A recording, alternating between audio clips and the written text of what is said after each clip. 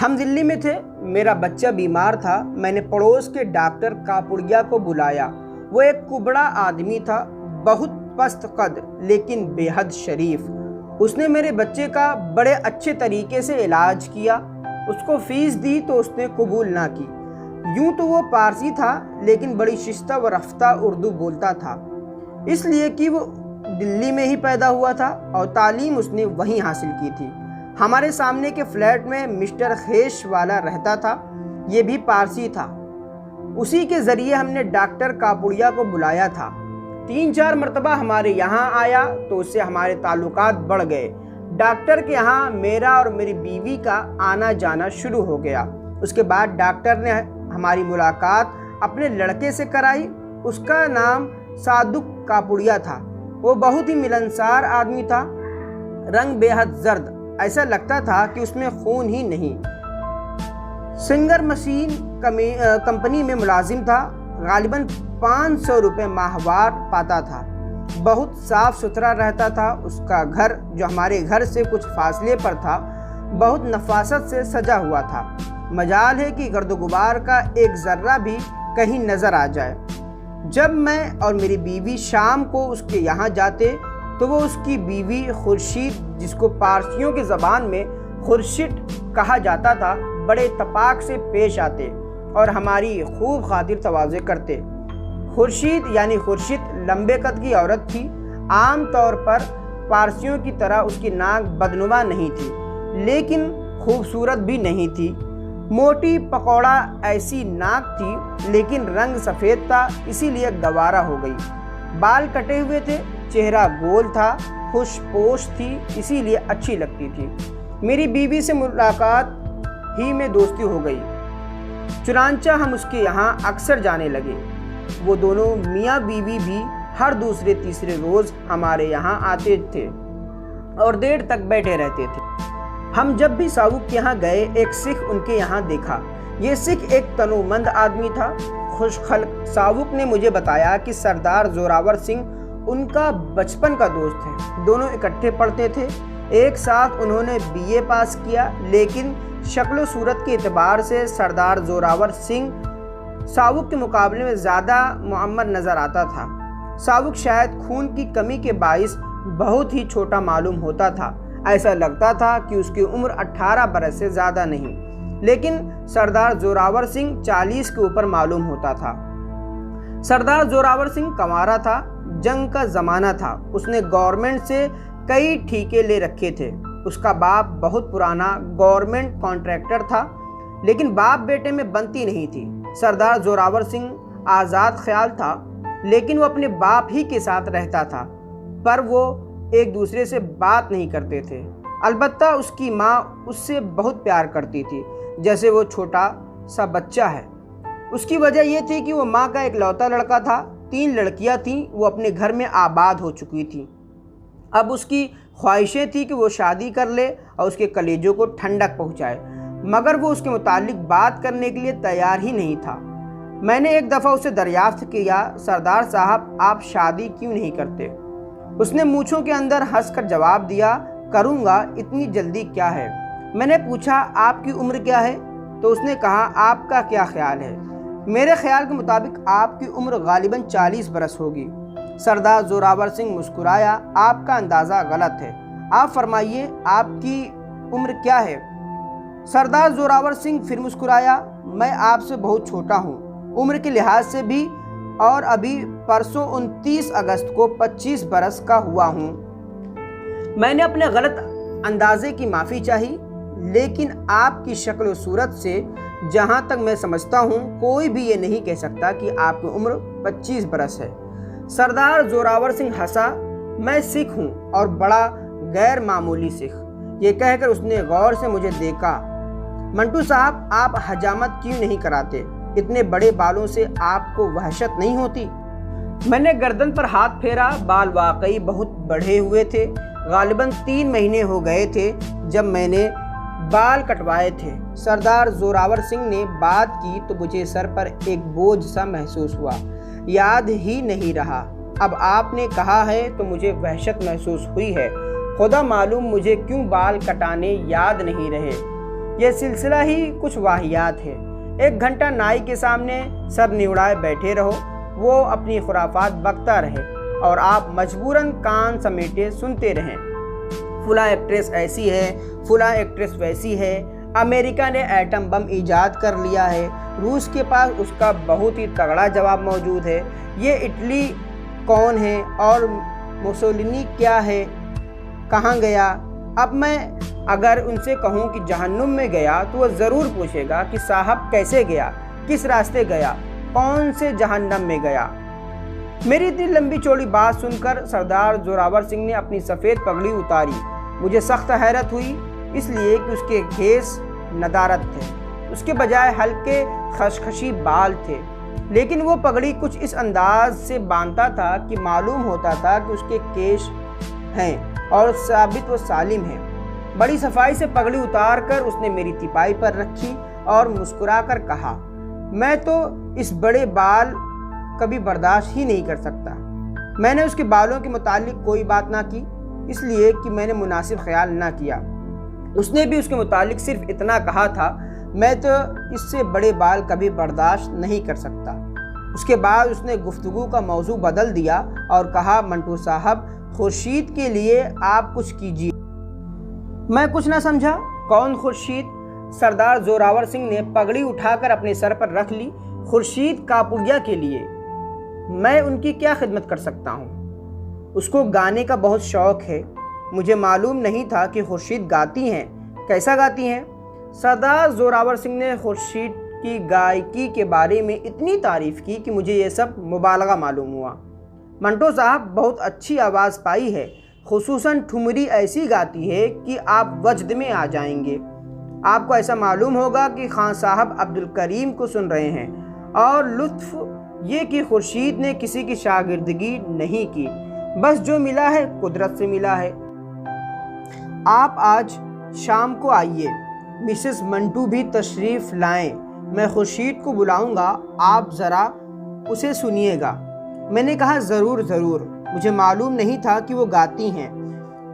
سردار زوراور سنگھ نے سفارش کے طور پر کہا، آپ ریڈیو اسٹیشن میں ہیں، میں چاہتا ہوں کہ خورشید کو ہر مہینے کچھ پروگرام مل جایا کرے۔ روپے کی اس کی خواہش نہیں، لیکن اگر ان کو پروگرام ملے گا تو معاوضہ بھی ضرور ملے گا۔ گورنمنٹ ان کا معاوضہ کس کھاتے میں ڈالے گی؟ یہ سن کر سردار زوراور سنگھ مسکرایا۔ تو ٹھیک ہے، لیکن اسے پروگرام ضرور دلوائیں گے۔ مجھے یقین ہے کہ سننے والے اسے پسند کریں گے۔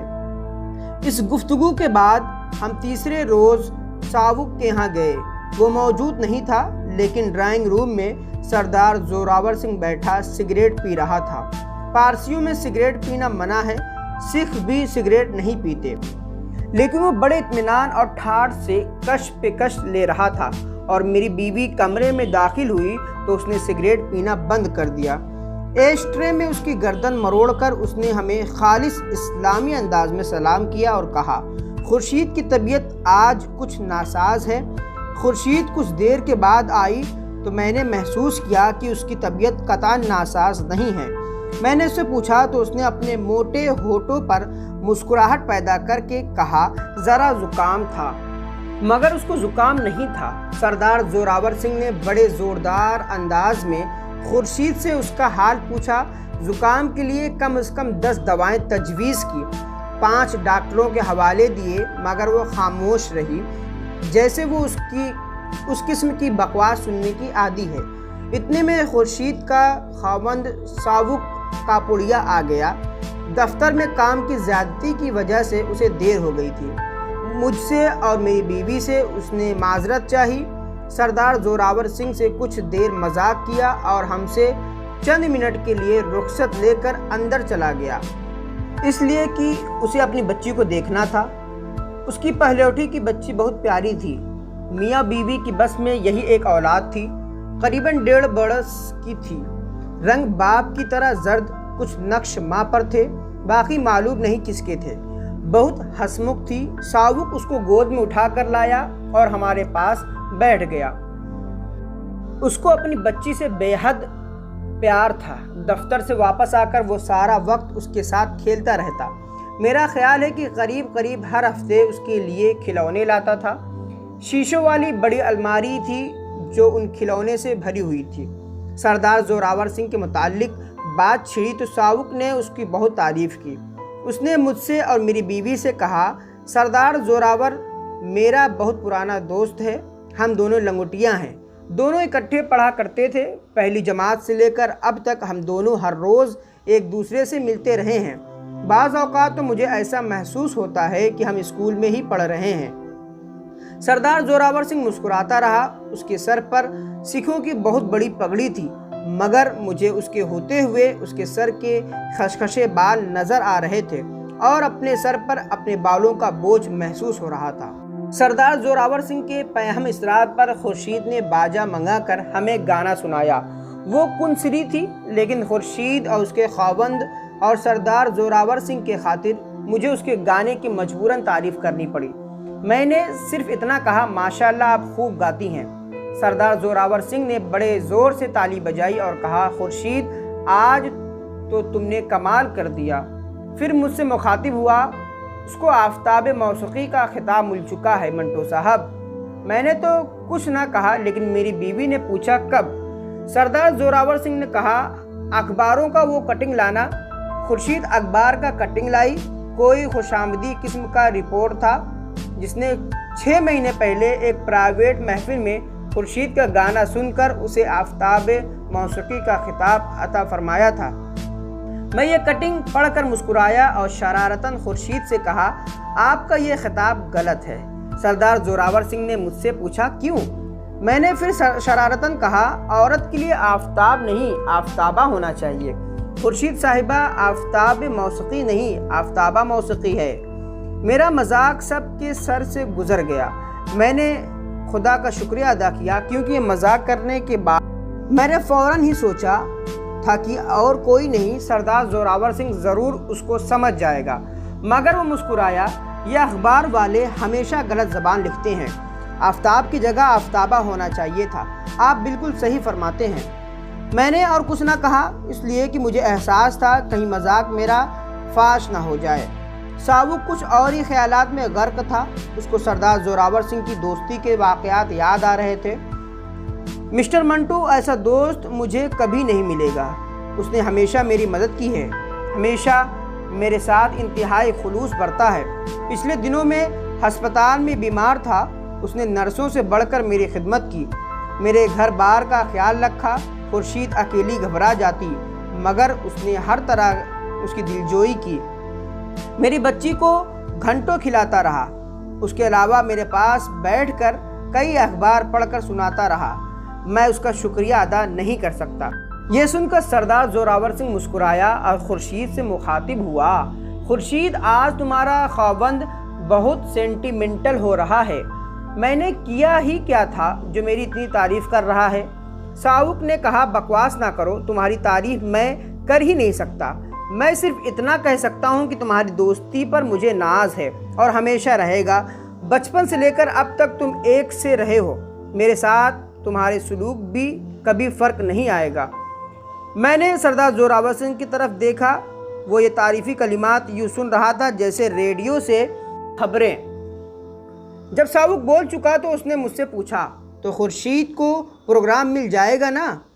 میں نے چونک کر جواب دیا، جی میں کوشش کروں گا۔ سردار زوراور سنگھ نے ذرا حیرت سے کہا، کوشش؟ یعنی اس کے لیے پروگرام حاصل کرنے کے لیے آپ کو کوشش کرنی پڑے گی؟ آپ بھی کمال کرتے ہیں۔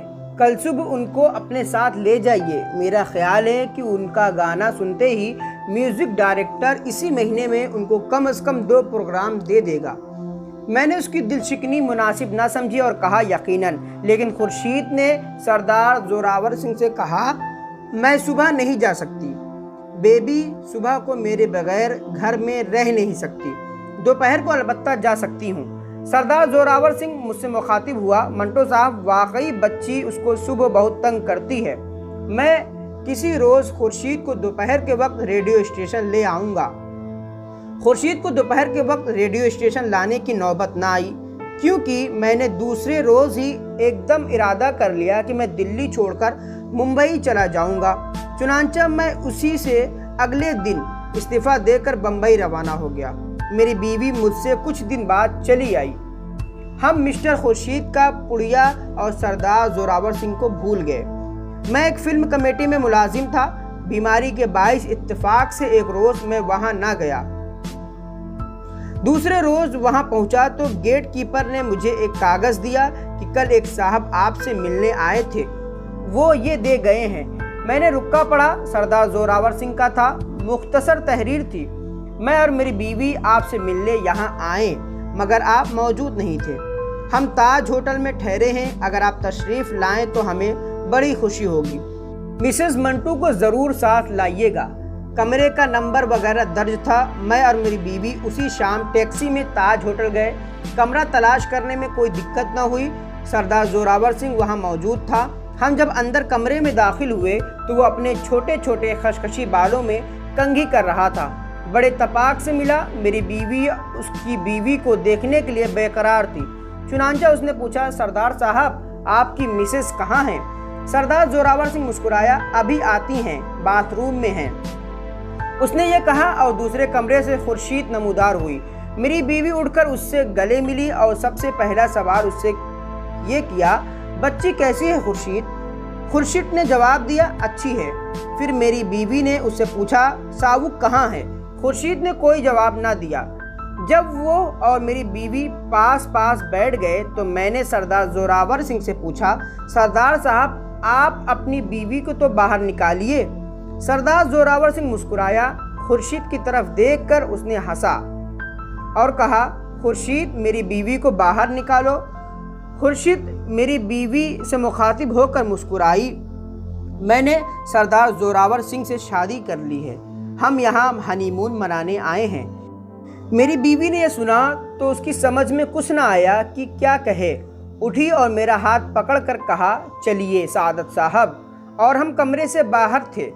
خدا معلوم سردار زوراور سنگھ اور خورشید نے ہماری اس بدتمیزی کے متعلق کیا کہا ہوگا۔